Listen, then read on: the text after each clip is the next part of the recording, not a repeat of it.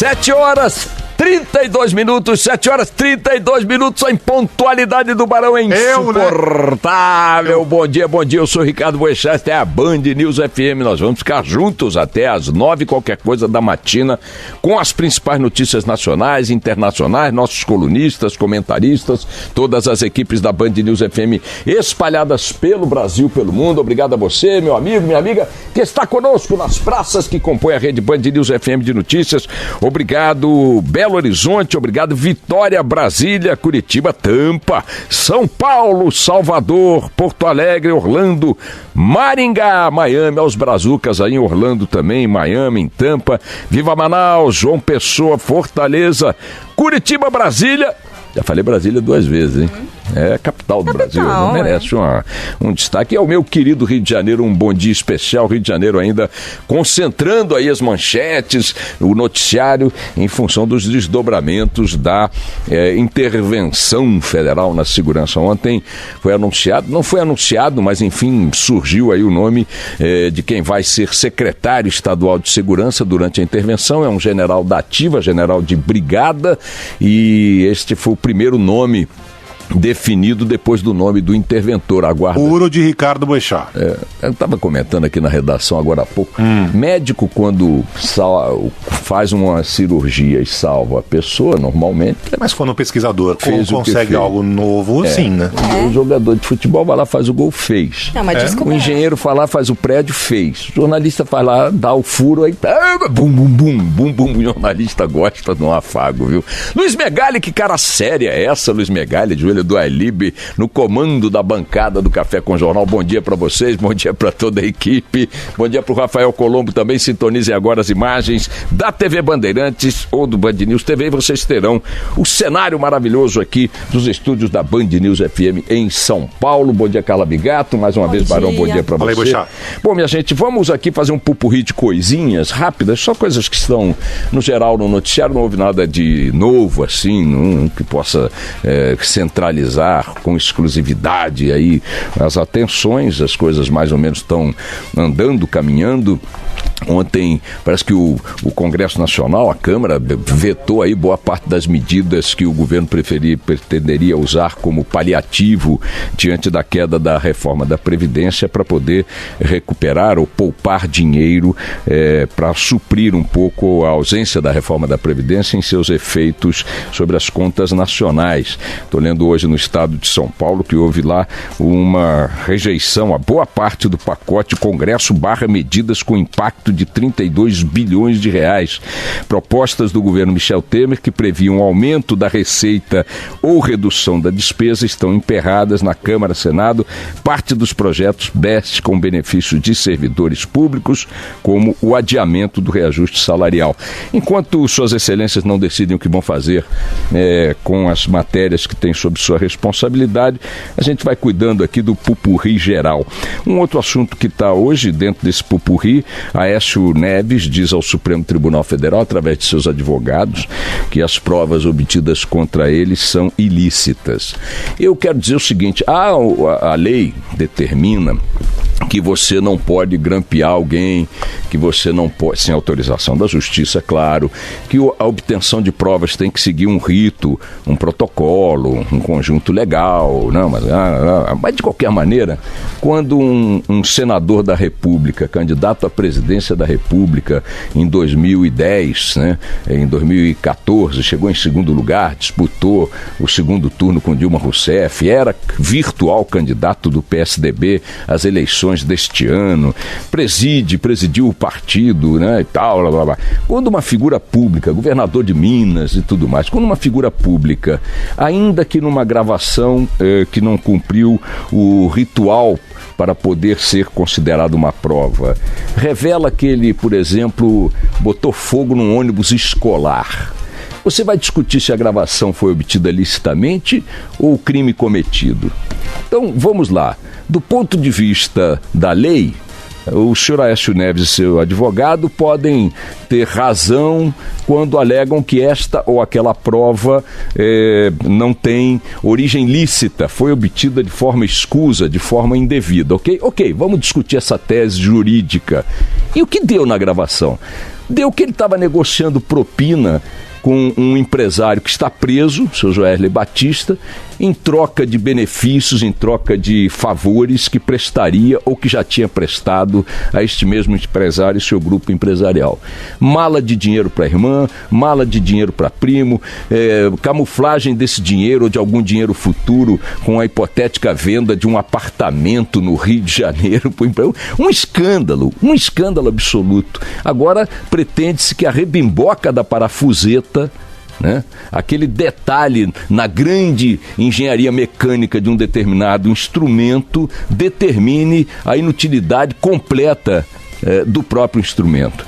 Então é uma notícia que está hoje nos jornais mostrando o quanto as figuras públicas no Brasil, mais uma vez mostrando, se desobrigam de cumprir certas funções morais, éticas, né, de comportamento público, etc. Ok, Aécio, ok, a prova é ilícita, ok, a gravação foi uma armação, como você disse, foi uma armadilha e tal, bababá. Mas se você pegar, por exemplo, um cidadão sério e gravar clandestinamente o cidadão sério e ficar conversando com o cidadão sério, eventualmente ele vai confessar que namorou a prima, que não devia, coisas dos delitos da vida.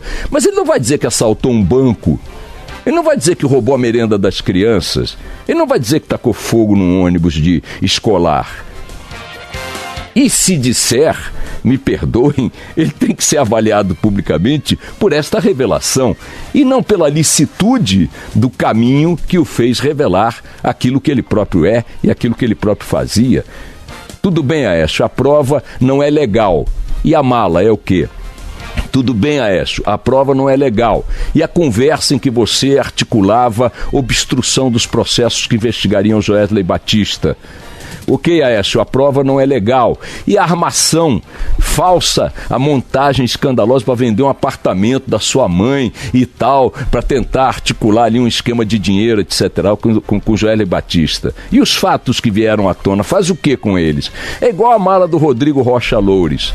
Até agora não se sabe a maldita mala do Rodrigo Rocha Loures, para onde ia, a quem servia, que destino se daria àquele dinheiro. As pessoas ficam discutindo se a filmagem, né? Eu me lembro que a Operação Satyagraha foi assim. Pegou o banqueiro Daniel Dantas e um agente dele e tal, negociando grana para subornar policial. Aí depois foram discutir que a gravação não servia porque tinha sido feita por um cinegrafista da TV Globo. Mas peraí, mas não era um filme? Não estava lá? O áudio não era o áudio? A frase não era a frase? O fato não era o fato? O crime não era o crime?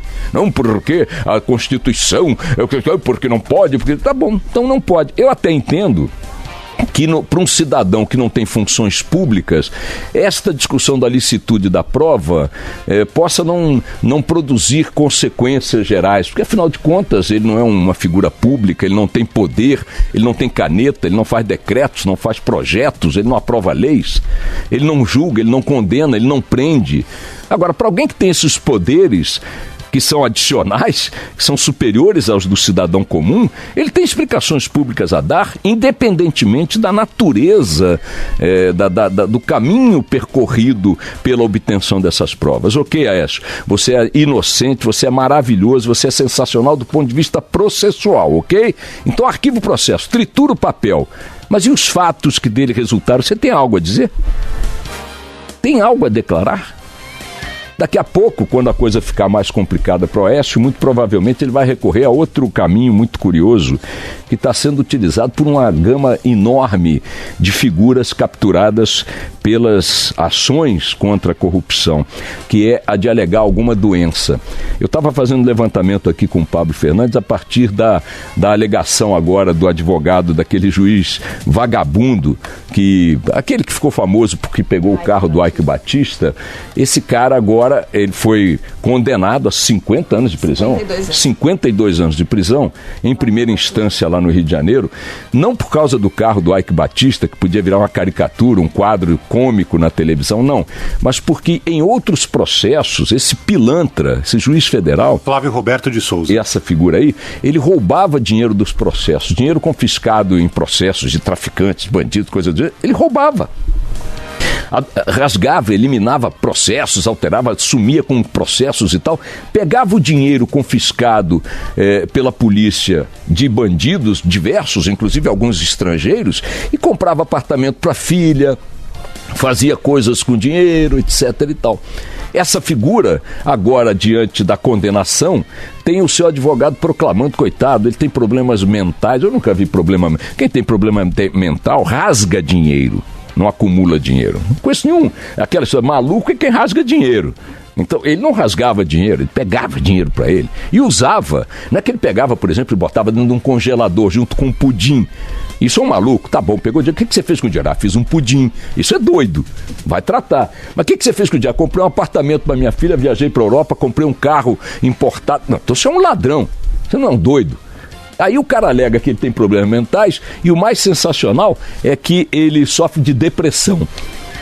Então, além desse juiz malandro agora querer atenuantes alegando problemas de saúde, vejam que há um novo caminho aberto para essas figuras, os bandidos do Estado brasileiro, agora tentarem, além da alegação de improcedência de provas, não sei o que, bababá, tentarem atenuar as consequências de seus crimes recorrendo ao campo das doenças. Então, o juiz vagabundo alega depressão, o Henrique Eduardo Alves, ex-presidente da Câmara, foi solto há poucos dias também para cumprir prisão domiciliar, saiu da cadeia, porque o juiz, coitado, ele sofre depressão, mandou para casa.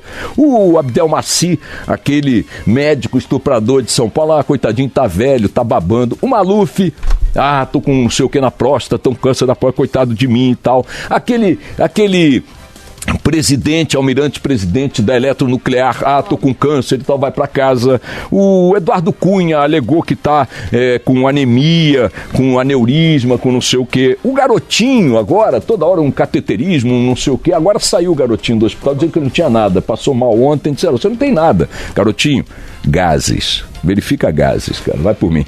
Eu uma vez cheguei na TV Globo com uma dor na altura do peito aqui em cima, mas de uma dor horrorosa, umas agulhadas no coração, achei que eu estava infartando.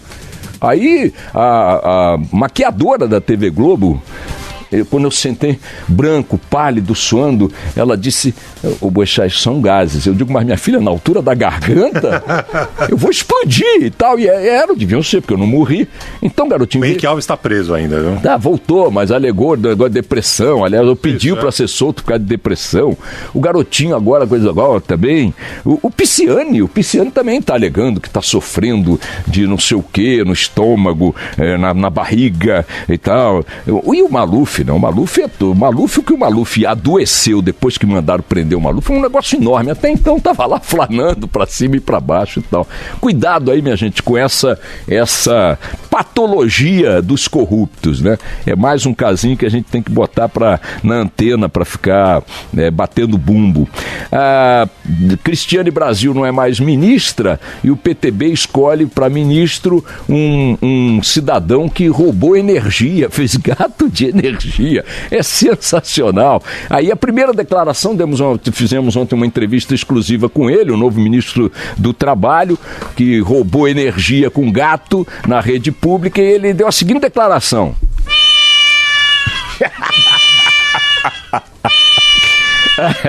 A Folha de São Paulo revela hoje que a Polícia Militar do Rio de Janeiro tem mais sargentos do que soldados. É sensacional. O Estado brasileiro tomou um LSD nos anos 70, 60 e tá na onda até hoje, tá viajando até hoje. O Estado enlouqueceu. O Estado é o nosso maior inimigo, minha gente. Dentro dele está a classe política, ou controlando-o está a classe política, sem deixar de lado as corporações estatais, funcionais, né, que também mandam para chuchu em seu próprio benefício. É uma brincadeira. Tem mais sargento na tropa do que soldado na Polícia Militar do Rio de Janeiro. 3.113 agentes públicos de segurança no Rio.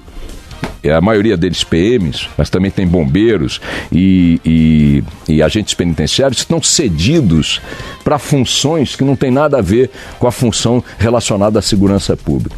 Motorista de deputado, assessor não sei de quem, carregador de pasta não sei para quem, abridor de porta não sei para quem e tal. Esse contingente de 3.113 policiais ou agentes é maior do que o contingente de PMs que cuida de 13 municípios no Rio de Janeiro.